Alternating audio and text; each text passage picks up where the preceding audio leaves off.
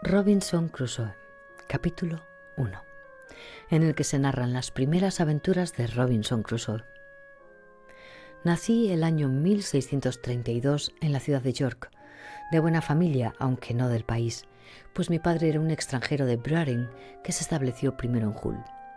Consiguió una buena posición gracias al comercio y, al dejar sus negocios, se instaló en York, de donde era mi madre, cuya familia muy conocida en aquella región se llamaba Robinson y de quien procede mi nombre Robinson Crusoe.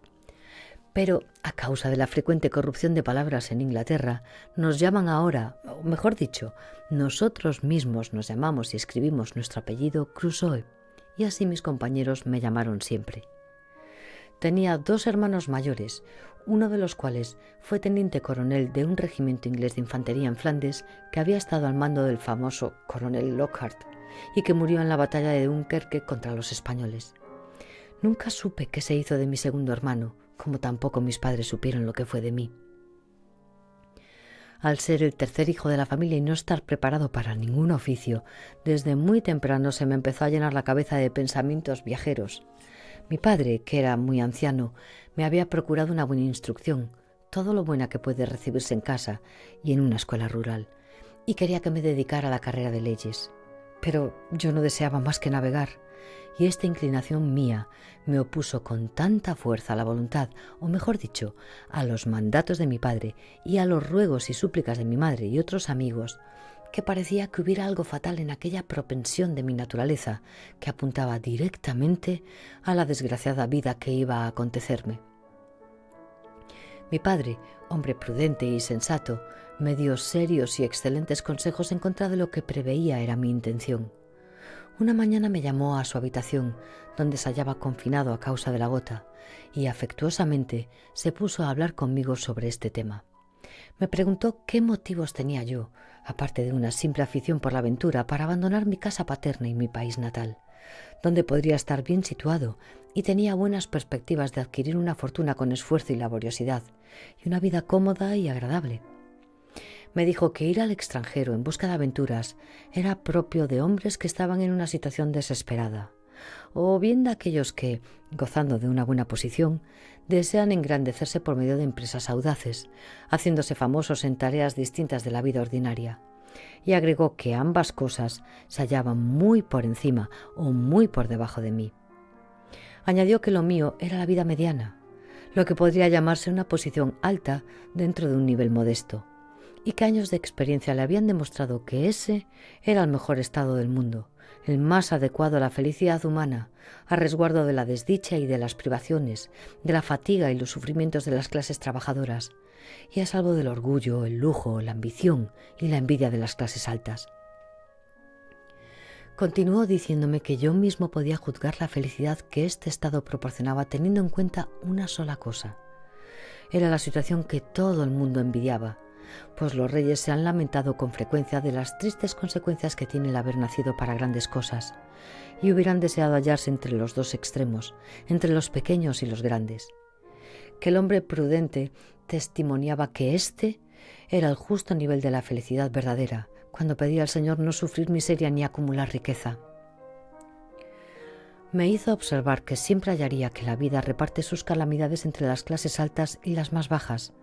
mientras que los que están en medio soportan el menor número de desastres y no se hallan expuestos a tantas vicisitudes como los 2 extremos de la humanidad. Es decir, prosiguió, no están sujetos a tantos males, ya sean de cuerpo o de alma, como aquellos que a causa de una vida depravada, el lujo y el despilfarro, o por culpa de lo arduo de su trabajo, la carencia de lo necesario y una alimentación pobre o insuficiente, atraen sobre sí mismos enfermedades como consecuencia natural de su modo de vivir. Me dijo que, en cambio, el estado medio de la vida estaba jalonado por toda clase de virtudes y de gozos, y que la paz y la abundancia eran las acompañantes de la fortuna mediana, que la templanza, la moderación, el silencio, la salud, la sociabilidad y todas las diversiones agradables y todos los placeres deseables eran las bendiciones que se derramaban sobre esta situación media de la vida. Y, según mi padre, de este modo los hombres pasaban por el mundo sin ruido y con suavidad, y salían de él fácilmente, sin ser incomodados por fatigas manuales o intelectuales, sin venderse a una vida de esclavo para ganar el pan de cada día, sin atormentarse en situaciones confusas que roban la paz del alma y el descanso del cuerpo, sin consumirse por la pasión de la envidia o por la ardiente ansia secreta de la ambición por grandes cosas. Antes, al contrario, deslizándose suavemente por este mundo a través de situaciones fáciles y saboreando con prudencia las dulzuras de una vida sin amarguras, sintiendo que son felices y aprendiendo a través de la experiencia cotidiana a darse más cuenta de ello. Después de esto insistió con gran seriedad y mucho cariño en que no cometiera una chiquillada, que no me lanzase hacia unos sufrimientos de los que parecía estar protegido por la naturaleza y por la posición en que había nacido. Recalcó que yo no tenía necesidad de ir por ahí a ganarme el sustento y que él se ocuparía de mí, y no regatearía ningún esfuerzo por situarme en aquel modo de vida cuyo panegírico acababa de hacerme. Pero que si yo no conseguía hacer fortuna y ser feliz, serían mi destino o mi culpa que lo impedirían, añadiendo que él no tendría que dar cuenta de ello, pues había cumplido con su deber al advertirme en contra de ciertas medidas que sabía me iban a perjudicar. En una palabra, me aseguró que así como me ayudaría en todo lo posible si me quedaba y me establecía en casa, tal como me indicaba, del mismo modo no quería tener nada que ver con mis aventuras y no pensaba animarme en absoluto a partir. Y para poner punto final me señaló el ejemplo de mi hermano mayor, con quien había utilizado las mismas razones a fin de que no fuera a las guerras de los Países Bajos, aunque sin conseguirlo, pues sus jóvenes ansias le incitaban a alistarse en el ejército, y allí murió. Añadió que, aunque no dejaría de rogar por mí, se atrevía a decirme que si tomaba esta absurda decisión, la bendición de Dios no me acompañaría, y en el futuro iba a tener tiempo sobrado para lamentarme por haber desechado su consejo en un momento en que quizás no hubiera nadie para acudir en mi ayuda. Yo observé en esta última parte de su discurso, que fue verdaderamente profética, aunque supongo que mi padre no sabía que lo sería. Digo que observé cómo las lágrimas le resbalaban por el rostro copiosamente, sobre todo cuando habló de la muerte de mi hermano, y cuando me dijo que tendría tiempo suficiente de arrepentirme y a nadie que me ayudara. Estaba tan conmovido que tuvo que interrumpir sus palabras y me confesó que su corazón estaba tan acongojado que no podía continuar. Sus razonamientos me afectaron hondamente y ¿quién nos hubiera afectado? Y decidí no pensar más en partir, sino en establecerme en casa según los deseos de mi padre. Pero, ¡ay!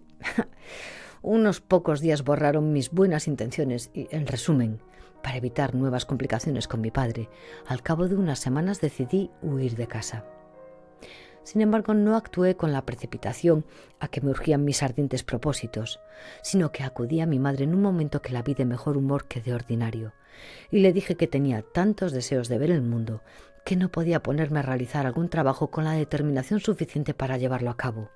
y que era mejor que mi padre me diera su consentimiento más que forzarme a partir sin él.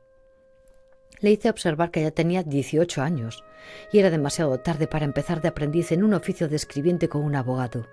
y le aseguré que, si lo hacía, no acabaría el periodo de aprendizaje y con toda certeza me escaparía lejos de mi patrón antes de finalizar el tiempo debido y me embarcaría.